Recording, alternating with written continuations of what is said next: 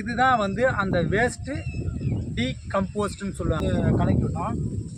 அப்புறம் நம்ம வந்து டெய்லியும் சுற்றும் போது பார்த்தீங்கன்னா உங்களுக்கு ஒவ்வொரு நாளும் ஒவ்வொரு பார்த்தீங்கன்னா கலரும் வந்து சேஞ்ச் ஆகும். ஒவ்வொரு நாளையும் ஒவ்வொரு டிஃப்ரெண்ட்டு நுண்ணுயிர் பெருகிட்டே இருக்கும். இது வந்து மைசூர் மல்லி. இப்போ இந்த பக்கம் வந்து போகிற கனெக்ஷன் வந்து பார்த்தீங்கன்னா பூங்கார் நெல். இது வந்து இப்போ இதுக்கும் வந்து பார்த்தீங்கன்னா வேஸ்ட் டீகம்போஸ்ட் வந்து பாஞ்சிட்டு. Hi friends, Vimala Suresh agri YouTube நேயர்கள் அனைவருக்கும் வணக்கத்தை தெரிவிச்சுக்கிறேன். இன்றைக்கி வந்து பார்த்திங்கன்னா நம்ம இயற்கை விவசாயத்தில் ஒரு முக்கியமான இடுபொருள் தான் நம்ம வந்து செய்ய போகிறோம். அது என்னன்னு பார்த்தீங்கன்னா வந்து வேஸ்ட்டு டீகம்போஸ்ட்னு சொல்லுவாங்க. இது வந்து இயற்கை விவசாயத்துக்கு ஒரு முக்கியமான ஒன்று. இது என்னென்னா, இது வந்து ஒரு நில வள ஊக்கி. அது மட்டும் இல்லை, பயிரை வந்து பார்த்திங்கன்னா சீராக வந்து வளர்ச்சி அடைகிறதுக்கு ஒரு முக்கியமான வந்து ஒரு இடுபொருள். இது வந்து ஆல்ரெடி நம்ம வந்து பார்த்திங்கன்னா நிறைய முறை வந்து பயன்படுத்திருக்கோம். வீடியோ வந்து நம்ம சேனலில் போடலை. இப்போ தான் வந்து நம்ம ஃபஸ்ட் டைம் போட போகிறோம். இப்போ வந்து நம்ம மைசூர் மல்லியும் பூங்காரம் வந்து நம்ம இயற்கை விவசாயம் பண்ணியிருக்கோம். அதுக்கு தான் வந்து நம்ம இதை பண்ண போகிறோம். ஃபஸ்ட்டு வந்து பார்த்திங்கன்னா இதனுடைய பயன்கள் வந்து என்னென்னு சொல்லிட்டு நம்ம வந்து பார்த்துருவோம். என்னென்னா, ஒரு மண்புழு வந்து பார்த்திங்கன்னா குறைஞ்சபட்சம் தரை மட்டத்திலிருந்து 20 அடி ஆழம் வந்து பயணிக்கும். ஓகேவா? இப்போ நம்ம வந்து கெமிக்கல் போடுறோன்னு சொல்லி போட்டிங்கன்னா அந்த கெமிக்கலை வந்து ஒன்று மண்புழு இறந்துடும், இல்லைன்னா அது பிடிக்கலன்னா ஆழத்துக்கு போயிடும், 20 அடி ஆழத்துக்கு போயிடும். இதுக்கு உதாரணம் நான் வந்து சொல்கிறேன் பாருங்கள். ஒரு மட்டமான ஒரு தண்ணியே இல்லாத ஒரு இடமா கூட இருக்கலாம். அங்கே வந்து பார்த்திங்கன்னா ஒரு மாடு வந்து சாணம் போட்டிருக்கும். சாணம் போட்டவுடனே மறுநாள் நீங்கள் பார்த்தீங்கன்னா அந்த சாணத்தை வந்து அங்கே மட்டமாக தான் இருக்கும். சாணத்தை வந்து ஃபுல்லாக வந்து ஒரு மாதிரி அரிச்சா மாதிரி துண்ணுட்டு அதனுடைய நாக்குப்பூச்சியோட அந்த எச்சம் வந்து வந்துருக்கும். இப்போ பார்த்தீங்களா, இப்போ 20 அடி ஆழத்தில் இருந்தாலும் அதுக்கு தேவையான உணவு நமக்கு மேலே இருக்குதுன்னு தெரிஞ்சால் மேலே வந்து பயணிக்கும், 20 அடிக்கு மேலே வரும். இதுதான் கான்செப்ட். அதனால் இப்போ நம்ம வந்து இயற்கையான இடுபொருள்கள் நம்ம மேலே கொடுக்க போகிறோன்னு தெரிஞ்சால் அது வந்து மேலே வரும். வந்து மண்ணை வந்து உழவு செஞ்சு எச்சத்தை போடும். அது வந்து உரமாக மாறி நம்ம பயிருக்கு வந்து உரமாக மாறும். அது மட்டும் இல்லை, அது வந்து மண்ணை வந்து கிளறி வந்து உழவு செய்வதனால பார்த்திங்கன்னா கேப் வந்து மண்ணோட பொசப்பொசப்பு தன்மை வந்து நல்லா இருக்கும். அந்த பொசப்பொசப்பு தன்மை வந்து நல்லா இருந்துச்சுன்னா பயிரோட வேர் வந்து ஈஸியாக வந்து ஊடுருவ ஆரம்பிக்கும். அப்படி பயிரோட வேர் வந்து ஈஸியாக ஊடுருவ ஆரம்பிச்சதுன்னா உங்களுக்கு வந்து பயிர் வந்து கிளைச்சி தூர் கட்டி நல்லா ஆலமரம் மாதிரி வந்து நிற்கும். இதுக்காக தான் நம்ம வந்து இந்த இடுபொருட்களை நம்ம வந்து பயன்படுத்துகிறோம். இதுக்கு வந்து பார்த்திங்கன்னா நம்ம வந்து இது வந்து பார்த்திங்கன்னா ஆன்லைன் மூலிமா நம்ம வந்து வாங்கியிருக்கோம். இதனுடைய விலை வந்து பார்த்திங்கன்னா 20 ரூபா. இது வந்து என்னென்னா, நாட்டு மாடு இருக்குல்ல, நாட்டு மாட்டோட சாணம் இருக்கும். அந்த நீங்கள் பார்த்துருப்பீங்க, நாட்டு மாட்டோட சாணம் கட்டியாக இருக்கும். அந்த இந்த பாருங்கள், இந்த விரல் கேப்பு மாதிரி அந்த சாணத்தில் வரியாக இருக்கும். அந்த வரியில் ஒரு படலம் மாதிரி காப்பி கலரில் வந்து இருக்கும். எல்லாருமே பார்த்துருப்பீங்க, மைக்ரோ பேப்பர் மாதிரி லைட்டாக இருக்கும். அதை உள்ளே தான் நுண்ணுயிரியே இருக்கும். அதை பிரித்து அதை எடுத்து பாருங்க அடைச்சி இது உள்ளே வச்சுருக்காங்க. இது என்னென்னா அப்படியே ஒரு பேஸ்ட் மாதிரி இருக்கும். இப்போ வந்து அந்த இதில் பார்த்தீங்கன்னா பல லட்சம் நுண்ணுயிர்கள் வந்து உறக்க நிலையில் இருக்கும். இப்போ இது உறக்க நிலையில் இருக்கும்போது இதை பல கோடி நுண்ணுயிரியாக வந்து நம்ம மாற்றி நம்ம வந்து கழனிக்கு வந்து செலுத்த போகிறோம். இப்போ இதில் இருக்கிறத நம்ம தட்டி எழுப்புனதுக்கப்புறம் பல லட்சம் கோடியாக மாறும். இது அப்போ வந்து பார்த்திங்கன்னா இதுக்கு உணவு இருக்காது. அப்போ இதுக்கு உணவு என்ன அப்படின்னு சொல்லி பார்த்தீங்கன்னா, நம்ம அதுக்கு வந்து வெல்லம், 2 கிலோ வெல்லம் எடுத்து நம்ம அதை நுணுக்கி வச்சுருக்கோம். இந்த வெல்லம் எதுக்குன்னு பார்த்தீங்கன்னா இதனுடைய உணவே வந்து அந்த வெல்லம் தான். அப்படி இதுக்கு நம்ம அந்த உணவை வந்து கொடுக்கலன்னு சொல்லிட்டு பார்த்தீங்கன்னா இதுக்குள்ளே இருக்கிற நுண்ணுயிர்கள் ஒன்று வந்து அடிச்சுக்கின்னு இறந்து போயிடும். ஸோ நம்ம வந்து எதையுமே பயன்படுத்தியும் புண்ணியம் இல்லை. அதுக்காக தான் இதை வந்து நம்ம வந்து பாரலில் 200 லிட்டர் பாரலில் இதை வச்சுருக்கோம். இங்கே பாருங்கள், இதை வச்சுருக்கோம். 200 லிட்டர் வந்து தண்ணியை வந்து நம்ம வந்து இதில் பிடிச்சிருக்கோம். இது வந்து குளோரின் தண்ணியாக இருக்கக்கூடாது. ஏன்னா குளோரின் தண்ணி இருந்தால் நுண்ணுயிர்கள் வந்து இறந்துடும். இப்போ வந்து இது நல்ல தண்ணி தான், நம்ம கிணத்தோட தண்ணி தான். இப்போ இதில் வச்சுட்டோம். இப்போ வந்து நம்ம பார்த்திங்கன்னா இந்த உடைச்சி வச்சுருக்கிற வெல்லத்தை நம்ம இதில் ஆட் பண்ண போகிறோம்.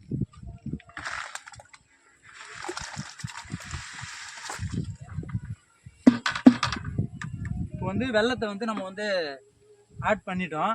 அது வந்து பார்த்திங்கன்னா நல்லா கரைஞ்சிக்கிட்டு இருக்கும். ஓகேவா? இப்போது கருப்பாக தெரியும் பாருங்கள். இதில் வந்து பார்த்திங்கன்னா நம்ம கை வந்து படக்கூடாது. ஏன்னா இது வந்து நுண்ணுயிரிங்க, பாக்டீரியாஸ். இது வந்து பாக்டீரியாஸில் நம்மளோட கையில் ஏதாவது வந்து இருந்துச்சுன்னா அது வந்து இறக்கிறதுக்கு வாய்ப்பு இருக்குது. அதனால் நம்ம வந்து குச்சியை வச்சு முதல்ல வந்து நல்லா குத்தி விட்டுக்கலாம். ஏன்னா சின்ன சின்னதாக வந்து நம்ம குத்தி விட்டுருக்கோம். ஏன்னா அதில் குச்சியை வச்சு குத்தினாலாம் ஒன்றுமே ஆகாது. நம்ம வந்து அது வந்து ஒரு பேஸ்ட் மாதிரி மொத்தமாக இருக்கும். நம்ம வந்து அதை பொடி பொடியாக மாற்றிக்கலாம். ஏன்னா இல்லைன்னா அது வந்து கரையாது சீக்கிரம். நம்ம வந்து நல்லா வந்து கரைச்சி விட்டுக்கணும்னா அது வந்து ஈஸியாக வந்து கொடுக்குறதுக்கு வந்து வாய்ப்பு இருக்குது. நல்லா வந்து நான் வந்து பொடி பொடியாக நசிக்கிறோம். ஏன்னா நம்ம கையை வச்சு நசிக்கக்கூடாது. அதுக்கு தான் வந்து நம்ம உள்ளே மிக்ஸ் பண்ணிட்டோம். உங்களுக்கு தெரியுதா? கொஞ்சம் நுண்ணுயிர்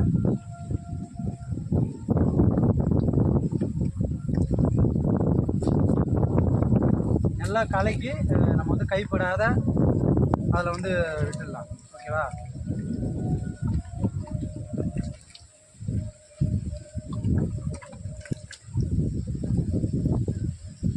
இப்போ வந்து நம்ம போட்டாச்சு. இதை வந்து பார்த்தீங்கன்னா ஒரு நீளமான குச்சி, நம்ம ஆல்ரெடி இங்கே ஒரு குச்சி வச்சுருந்தோம், உடச்சிச்சு. இப்போ ஒரு புதுசாக ஒரு குச்சி ஒன்று எடுத்துருக்கோம். இந்த குச்சியை வச்சு கலக்கணும். நம்ம வந்து பார்த்திங்கன்னா போன வாரம் வந்து பார்த்திங்கன்னா அமுத கரைச்சி கொடுத்தோம். இந்த வாரம் வந்து பார்த்திங்கன்னா ஜீவாமிர்தம் கொடுத்தோம்.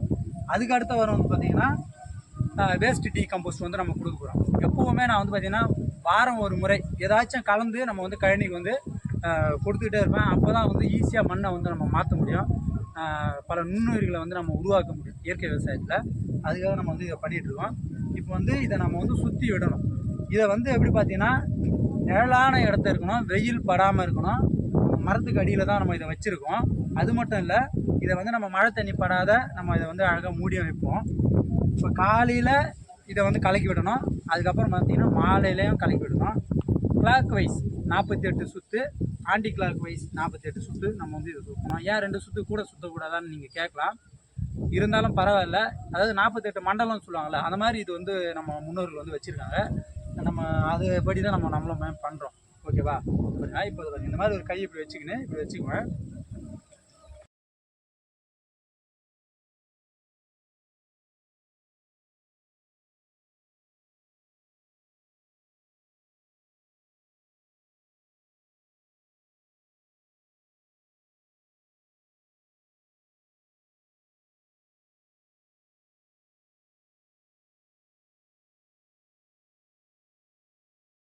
நீங்கள் சுற்றி விட்டுட்டிங்கன்னா அது 8 சுற்று வந்து அதுவாக சுற்றிக்கும், நிறையவே சுற்றும். அதுக்கப்புறம் நம்ம ஆன்டி கிளாக் வைஸ் இப்போ வெள்ளம் அந்த நம்ம நுண்ணுயிரி வந்து நம்ம போடுறோம் இல்லையா, அது எல்லாமே வந்து அழகாக வந்து மிக்ஸ் ஆகிக்கும். அதுதான் வந்து இது நம்ம மாதிரியான ஒரு புளிச்ச வாடை ஒன்று வரும். ஒரு நாள் பார்த்தீங்கன்னா ஃபஸ்ட்டு டே வந்து பார்த்திங்கன்னா வெள்ளையாக வந்து ஒரு நுரை வரும். அதுக்கடுத்து இன்னொரு நாளைக்கு கலர் கொஞ்சம் லைட்டாக மாறும். அப்படியே கொஞ்சம் கலங்களாக மாறும். இருக்க நுண்ணுயிரி பெருக உங்களுக்கு வந்து கலர் மாறிக்கிட்டே இருக்கும். இது வந்து பார்த்திங்கன்னா ஒரு 7 நாள் வச்சுருந்து பயன்படுத்தணும். 7 நாளுக்கு மேலே ஒரு 15 நாளுக்குள்ளே பயன்படுத்தணும். அதுக்கு மேலே வச்சுருந்தீங்கன்னா கரியல் ஆகிடும். சப்போஸ் மீண்டும் நீங்கள் இதை பயன்படுத்த போகிறீங்கன்னா ஒரு 20 லிட்டர் வந்து முண்டு வச்சுக்கிது, திருப்பியும் 200 லிட்டர் தண்ணியை சேர்த்துக்கிட்டு திருப்பியும் வேஸ்ட் டீகம்போஸ்ட் 2 கிலோ வெல்லம் போட்டு தொடர்ந்து பயன்படுத்திட்டு போகலாம். ஆனால் நீங்கள் அதை எடுத்து வச்சு தனியாக வச்சுருந்து ஒரு 20 நாள் கழிச்சுலாம் பயன்படுத்த முடியாது. புரியுதுங்களா? அடுத்தடுத்து மறுநாள் நீங்கள் அப்படியே ரெடி பண்ண போகிறீங்கன்னா பண்ணலாம். உங்களுக்கு வந்து பார்த்தீங்கன்னா 7 நாள் கழிச்சு நல்ல ஒரு புளிச்ச வாடை வரும். உங்களுக்கு தெரியும். அதை பண்ணிங்கன்னா அதில் மேலே வந்து வெள்ளையாக ஒரு முறை ஒன்று வந்து அதை காட்டுறேன். ஒவ்வொரு நாள் வந்து கலக்கும் போது அதை நான் உங்களுக்கு காட்டுறேன். இது வந்து நாளைக்கு வந்து பார்த்தீங்கன்னா கலங்கிடும். இந்த குச்சை வந்து பார்த்தீங்கன்னா கழுவி வைக்கணும். ஏன்னா இதில் வெள்ளம் இருக்குது. இந்த வெள்ளம் வந்து வந்து முக்கும். முச்சு மறுபடியும் இதில் வச்சு போனீங்கன்னா நான் வந்து பார்த்தீங்கன்னா புழு வச்சேன். அப்புறம் பண்ணது வேஸ்ட் ஆகிடும். அதனால் இதை கழுவி டெய்லியுமே காலையிலே சாயந்தரம் பயன்படுத்தணும். இப்போ இது வந்து மிக முக்கியமான ஒரு விஷயம் என்னென்னா, இதை வந்து மூடி போட்டு மூடக்கூடாது. ஏன்னா இது வந்து சுவாசிக்கணும். ஏன்னா உள்ளே இருக்கிற நுண்ணுயிர் வந்து சுவாசிக்கணும். இந்த மாதிரி சணல் கோணி காற்று போகிற மாதிரி ஒரு ஜல்லா கோணின்னு சொல்லுவாங்க இதுக்கு. அதை வந்து நம்ம வந்து பயன்படுத்தணும். இது மாதிரி போட்டு மூடிடுவோம். அழகாக இப்படி மூடிட்டு கயிறு ஒன்று வந்து போட்டு கட்டிடணும். ஏன்னா இல்லைன்னா பறக்க ஆரம்பிக்கும்.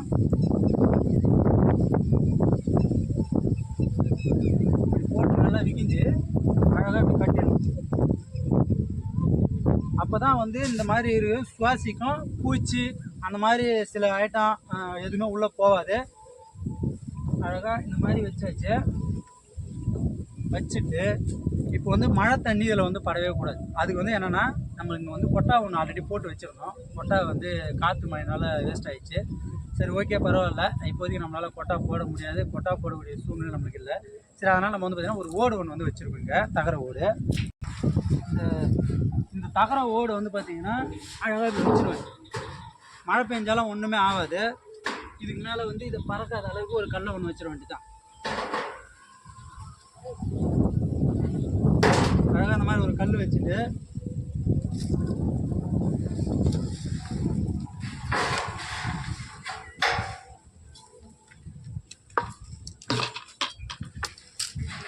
இது வந்து வெயில் வந்து படக்கூடாது. ஸோ வெயில் பட்டுச்சுன்னா வந்து பார்த்திங்கன்னா உள்ளே இருக்கிற நுண்ணுயிர் வந்து சூடாகிடுச்சுன்னா இறந்து போயிடும். அதனால் நம்ம வந்து தார்பா போட்டு வெயில் வந்து படாமல் அளவுக்கு நம்ம வந்து இதை பாதுகாக்கணும். ஓகேவா? இப்போ இந்த பாரல் வந்து தெரியக்கூடாது. இப்போ வந்து டெய்லியுமே இதை நம்ம வந்து கலைக்கு வந்து விடுவோம். கலைக்கு விட்டோம்.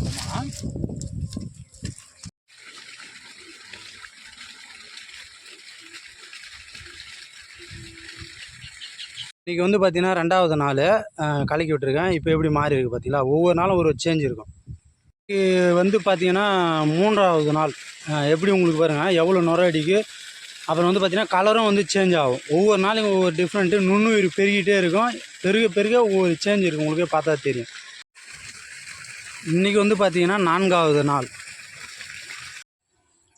இன்றைக்கி வந்து பார்த்திங்கன்னா 5வது நாள். எப்படி உள்ளே நுரைச்சிக்கின்னு இருக்குது பாருங்கள். அந்த நுண்ணுயிரெலாம் இன்னும் கலக்கவே இல்லை. கலக்கிறதுக்கு முன்னாடியே இப்படி இருக்குது. அப்போ வந்து பார்த்திங்கன்னா ஜீன் வந்து அதிகமாக கோடிக்கணக்கில் வந்து நுண்ணுயிர் வந்து பெருகிக்கிட்டே இருக்குது. அதுதான் இதை காட்டுது. இன்றைக்கி வந்து இது 6வது நாள். இன்றைக்கி வந்து பார்த்திங்கன்னா 7வது நாள். இன்றைக்கி வந்து பார்த்திங்கன்னா 7 நாள் முடிஞ்சாச்சு. இது 8வது நாள். எப்படி இருக்குன்னு சொல்லி ஓப்பன் பண்ணி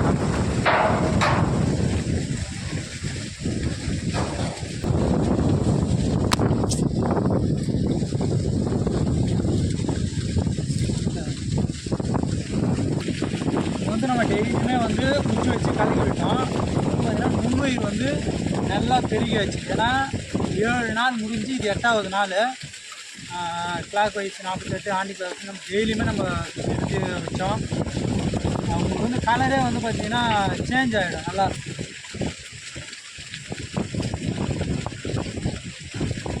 நல்லா சேஞ்ச் ஆகி உங்களுக்கே பாருங்கள் மாதிரி ப்ரௌன் கலரில். இது எப்படின்னா குளித்து அந்த சரக்குலாம் ஊற வச்சா வரும் பாருங்கள். ஒரு சாராயம் குளிக்க வச்சா ஒரு மாதிரி வாசனை வரும். அந்த வெள்ளெல்லாம் அந்த வாசனை பக்காவாக வருது. இப்போ இது எதுக்குன்னா, ஜான் புக்கோகோன்னு சொல்லிட்டு ஒரு ஜப்பான் விஞ்ஞானி, அவர் என்ன சொல்கிறாருன்னா, அவர் வந்து கெமிக்கல் போட்டு எவ்வளோ மருந்து போட்டு பயிர் வச்சுருக்காரு. நல்லா விளைஞ்சி அதுக்கப்புறம் பார்த்தீங்கன்னா ஒரு கட்டத்துக்கு மேலே விளையில. என்னடா அப்படின்னு சொல்லி பார்க்கும்போது யோசிச்சு இருக்கும்போது சரி நம்ம மண்ணை டெஸ்ட் பண்ணுவோம்னு சொல்லிட்டு மண்ணை எடுத்துன்னு போயிட்டு சாயல் டெஸ்ட் கொடுத்து பார்க்கும்போது பார்த்தீங்கன்னா உங்கள் மண்ணை செத்து போச்சு, உங்கள் மண்ணில் உயிரே இல்லை அப்படின்னு சொல்லிட்டாங்க.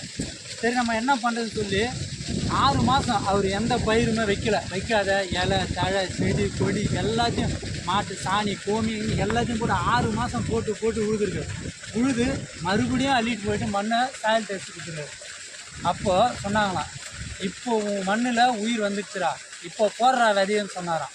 அப்போது நுண்ணுயிர்களின் பெருக்கம் தான் வந்து இயற்கை விவசாயம் அப்படின்னு சொல்கிறாங்க. அதுக்காக தான் நம்ம வந்து இது நுண்ணுயிர் பெருக்கத்துக்காக தான் செய்கிறோம். அது வந்து பார்த்திங்கன்னா மண்புழு வந்து நம்ம வயலில் இருந்தால் மட்டும்தான் அது வந்து இயற்கை விவசாயம். உழவனின் நண்பன் மண்புழு. ஓகேவா? அது எல்லாருக்குமே தெரிஞ்ச விஷயம். இப்போ கலக்கி விட்டுட்டேன். இப்போ இது வந்து நல்லா நுண்ணுயிர் பெருக்கம் வந்து அதிகமாகிடுச்சு. இப்போ இது வந்து நான் மோட்டர் ஆன் பண்ணிட்டேன். இதை பாருங்க, இங்கே ஒரு குழா ஒன்று வச்சுருக்கேன். கொஞ்சமாக திறப்பேன். கிட்டத்தட்ட ஒரு 2 மணி நேரம் நம்ம வயலில் வந்து மாதிரி வச்சுருக்கேன். மிஸ் ஆகிடுச்சுன்னா ரெண்டுமே நுண்ணுயிரி எல்லாமே கலந்து வயலுக்கு வந்து பாய ஆரம்பிச்சிடும். ஈவனாக வந்து பாய்ஞ்சிடும். கிட்டத்தட்ட 2 மணி நேரம் நம்ம கழனிக்கு வந்து தண்ணி பாயிற மாதிரி செட் பண்ணி வச்சுருக்கேன். அந்த மாதிரி 2 மணி நேரம் அந்த கழனிக்கு கரெக்டாக பாயிடலாம். நான் பார்க்குறேன்.